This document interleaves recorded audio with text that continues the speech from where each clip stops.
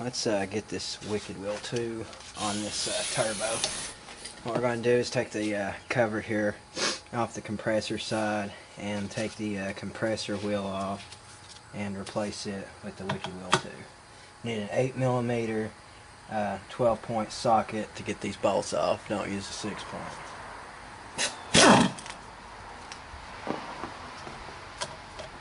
There's 5 of them.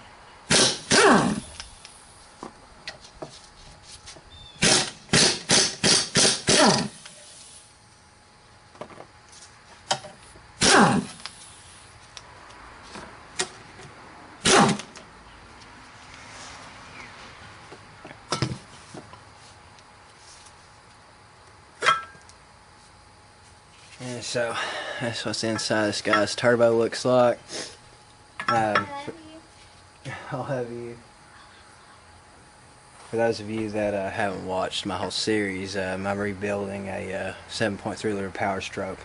I have a 2001 E350 van, and there's the oil that was inside his turbo. So what you want to do while you have this apart, of course, is clean the thing. But you know, I'm not going to video cleaning it.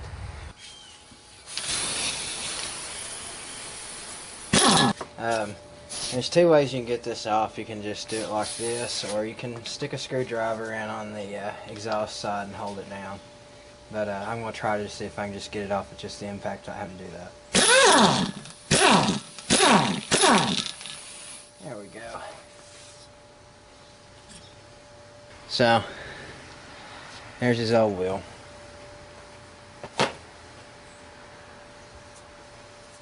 The first thing you're going to want to do when you've got this off, you want to make sure that your shaft has no visible cracks, that there's no play or movement or any of that.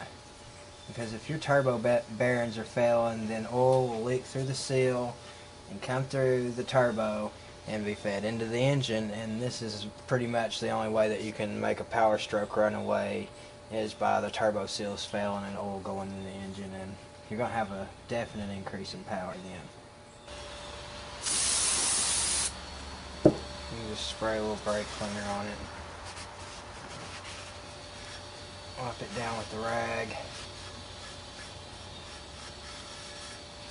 Since it's just oil and the surface is rather smooth, it doesn't really take much to clean these things up. Just make sure not to use any chlorinated brake cleaner because it leaves some kind of residue. So I always make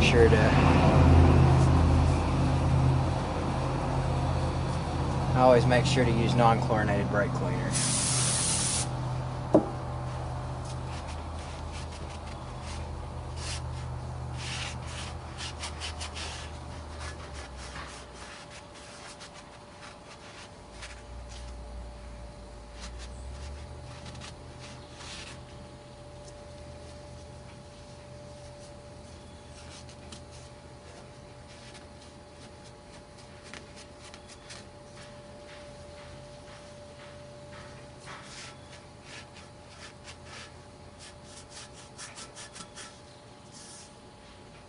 You definitely, since this, also guys, this person wasn't using an air filter, and just had a hose hanging out the front of his truck, and there's some kind of rough spot right there.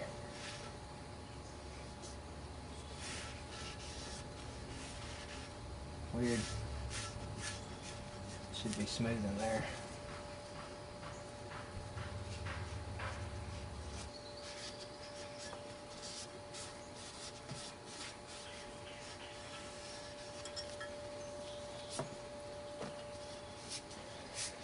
So now that we got the housing all cleaned up, it's time to grab the wheel.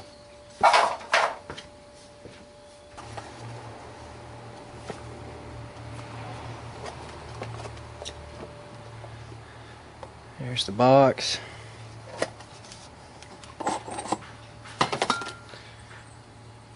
Here's the brand new Wicked Wheel 2.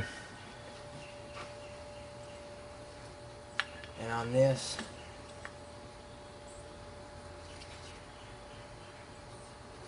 and look, you You just do it hand tied.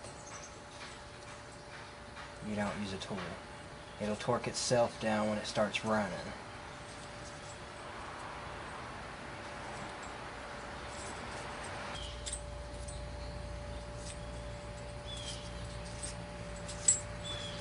And there you go.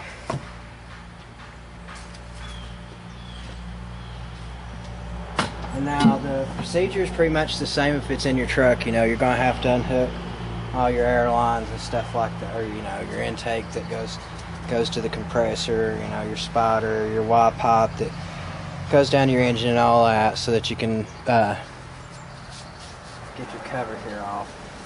And as you can see, I got that pretty clean too. It's tough to get down there on the inside of this. It goes back like that on the inside, but cleaned it out pretty good and everything. I'm gonna run the rag through it again though, especially right here on this side, because it was just outright filthy with oil.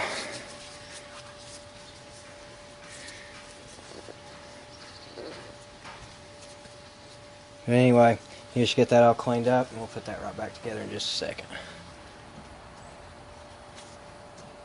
So here we go. It just goes back on the way that you took it off. I mean, anybody could do it.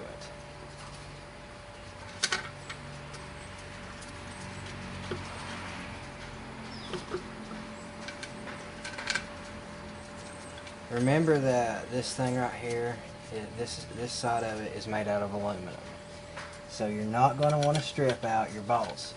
So if you're going to use an impact to put this on, make sure that yours has some kind of torque setting on it, or you just go ahead and just mark it down that you're going to run your compressor housing.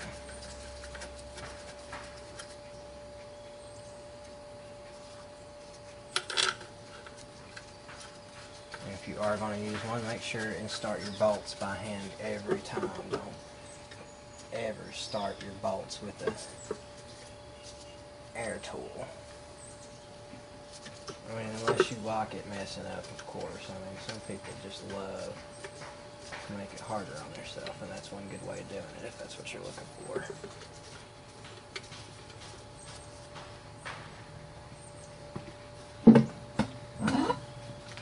I'll turn mine up to the second mark, and that's when I'm going to tighten it at.